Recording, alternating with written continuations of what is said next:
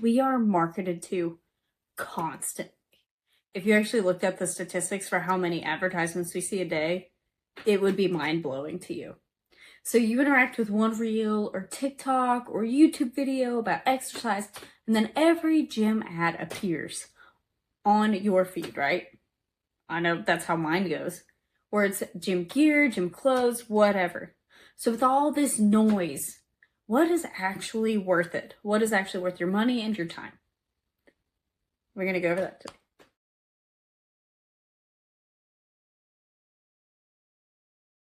Are lifting straps worth it? This is my opinion. Nah. Build up your forearms, man. If I'm not able to hold on to it, if I'm not strong enough to hold on to it, probably have no business picking it up. But it's not necessary to be strong. It's not allowed in several different types of competitions. And it might be good for bodybuilders or hypertrophy individuals, but not necessary for normal performance or normal people. Be strong enough to hold it. Now, it can be helpful, yeah. But is it necessary? Nah. What about a lifting belt? Okay, so it can definitely be helpful. It's not required. And you also want to be strong enough in your core for you to, before you even use it. So there's a certain weight threshold that you'd want to hit before you even start using the belt, because people can use it as a crutch. So I have a belt and I do use my belt. So I'd say, yeah, it can be worth it, especially if you're picking up heavy weights. It does help with cueing you for proper bracing and giving you that extra support.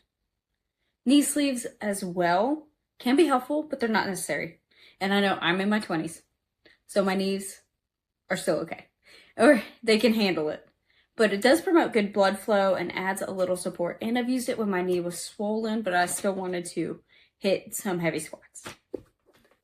What about wrist straps? So wrist straps can also be helpful in a similar way that like maybe knee sleeves are. They can give some extra support, especially if you're having some issues with like your wrists being achy, or there's a certain lift, like maybe an overhead squat where your wrists are in a funky position and you want that added support. Is it necessary? No. We can make our wrists nice and strong. But is it helpful? Yeah.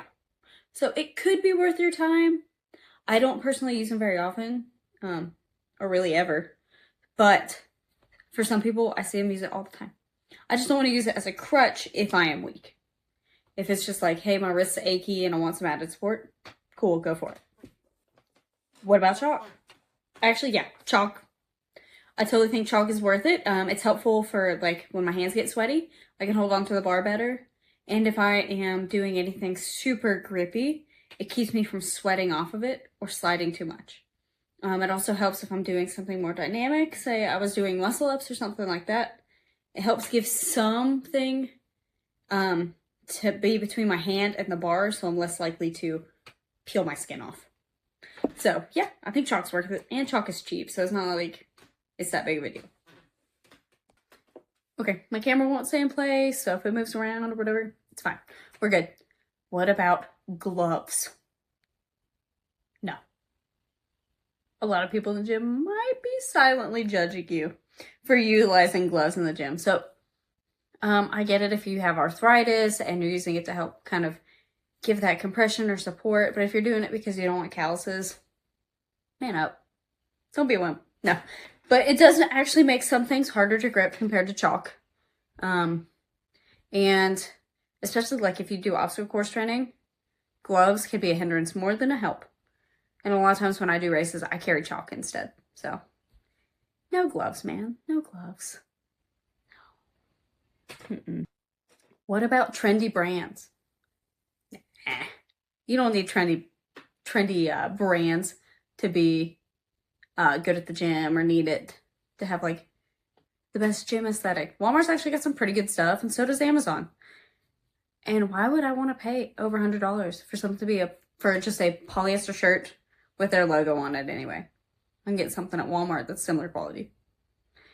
So, yeah. What about deadlift socks? Yeah, maybe. Depends on your technique with deadlift. I personally don't really touch my shins when I'm picking up the bar because of the way my body's built and the way my levers are. But some people, yeah, they scratch the heck out of their shins when they do deadlifts. So maybe, maybe. I'd say it could be helpful. I just don't need it. Not everybody needs it. And clips. Clips are pretty cool. I use them. They're not required. I have my own clips. They're yellow. I'll probably link them on, or show them on the screen. But most gyms have them, so you don't have to have your own clips. In some lifts, you don't need clips for anyway. What about creatine or caffeine? Okay, I did a whole video on creatine, so I'm going to link that. But if your kidneys are healthy and they're good and you're not having any issues with that, it might be nice to supplement creatine, and you don't have to do a ton. Like 5 grams a day, 3 to 5 grams a day is kind of what the dosage is. But if you want a deeper dive, I do have a video on that already. Caffeine, yes, the dose does depend on the activity. Because if I slam an energy drink and then try to go for a nice long run, I'm going to have a panic attack. I'm going to freak out. So if I'm doing cardio, I need less caffeine. If I'm doing a heavy lift, send it. Well, within reason, keep it within the healthy limits. We don't want to have any heart attacks out here. So, yeah. Caffeine in that. What about a tripod? Those are pretty cheap. I don't think everybody needs it. I think it's helpful for like if you're trying to send your technique to like a lifting coach or your personal trainer. So, what are you, an influencer? You don't have to film everything that you do. So, yeah, filming technique for your coach is actually helpful, and we can watch and we can tell you where to correct, what different technique might work best for the way that you move, things like that. So it is helpful. It's not necessary. You can kind of prop your phone up on a plate too. What about a smartwatch or tracker? Like my Garmin here, your Apple Watch, Fitbit. It's useful but not required. I use it because when I do some races, I can't bring my phone, and this is waterproof. So like if I'm crawling through mud, jumping in like lakes and stuff like that, I can't carry my phone for that, and I still want to track distance, but it's not necessary. It's just helpful. What about expensive headphones? Okay, cool. So I have a pair of Beats and I have a pair of JLab, cheaper ones. Depends on the activity. So sometimes the big old headphones are super cool for in the gym when you don't want people to talk to you, or if you don't want to hear yourself breathing while you're on the treadmill, because if you hear your breathing, it's gonna make you feel like you suck. Sometimes when I do intervals, I want those noise canceling headphones so I don't hear how hard I'm working. I don't necessarily need to know that. But my cheaper ones are nice for like when I'm outdoor running, so I can still hear what's going on around me. They fit in the ear and they're more discreet. So I'm small and I'm female. I want to know what's going on because I want to get kidnapped. But yeah, I think headphones are definitely worth it because I work at a gym. I listen to gym music all day long, and it can be brutal without headphones. Some of that stuff, nah. So, next section, we're going to talk about yoga mats and foam rollers. So a lot of gyms have them for you to use. So if you plan on using it in the gym, you don't necessarily need one, but if you want one that's clean, that's yours, that only you touch, yeah, go for it. It can be a lot nicer for home stretches too, as long as your animals don't tear it apart like mine do. Mine like to claw at it. And mine like to chew on my foam roller too. And it's not even the dog. It's the cat. But my foam roller I use almost daily to correct some stuff.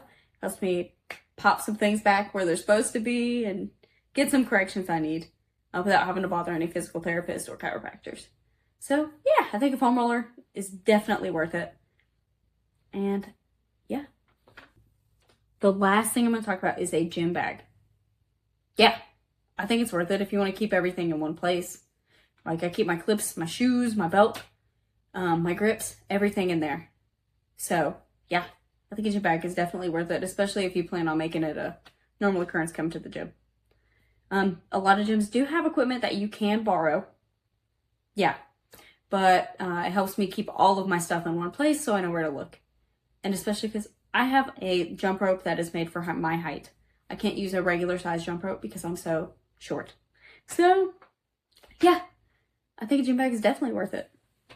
Is there any piece of gym equipment that you want to know, is this even worth it? Drop it in the comments below if I didn't talk about it in this video, and maybe I will address it. I can I can message you in the comments, or if I get enough, I might make a whole nother video on it.